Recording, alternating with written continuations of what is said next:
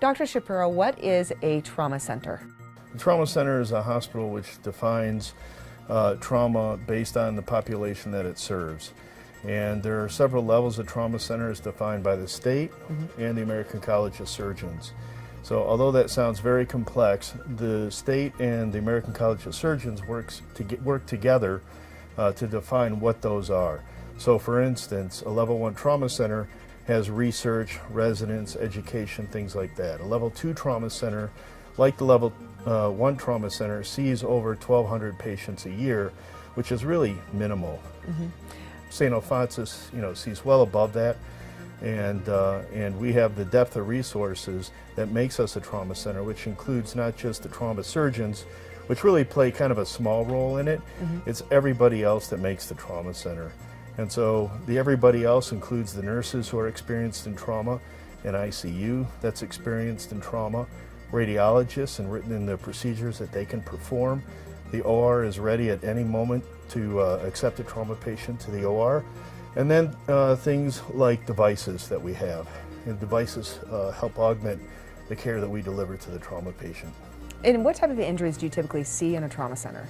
Right, so we see a variety of cases, but generally we try and divide it into blunt, penetrating, and burns.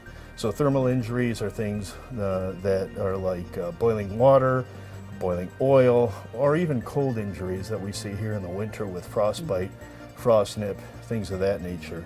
And a lot of times these can be combination injuries. So just because you're in a motor vehicle crash, you could also have lacerations from glass, penetrating injuries from, all kinds of things, trees, impalements, things of that nature.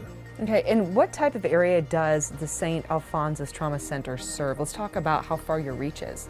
Right, our reach is very, very extensive, and that's one of the nice things about being at a center like this, is that we get patients not only from the state of Idaho, both north and south, east and west Idaho, but it goes into Oregon, it goes into Washington, parts of Nevada, and even Wyoming.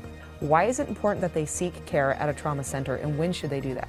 Even though I think we're a great trauma center, we're great at handling a lot of trauma, but we don't need to handle some of the lower level trauma.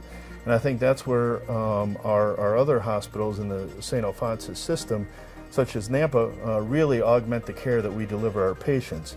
So higher level, more complex trauma, your pelvic fractures with rib fractures and injuries to your intra-abdominal organs, those are all things we like to see here. We're well equipped to take care of multiple patients like that. We're here to handle multiple casualty and mass casualty traumas here.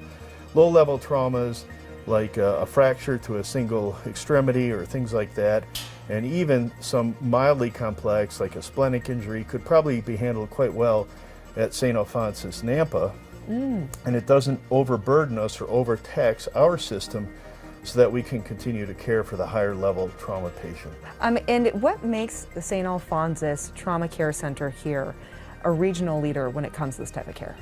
Well, one, it's leadership. I think that's obvious.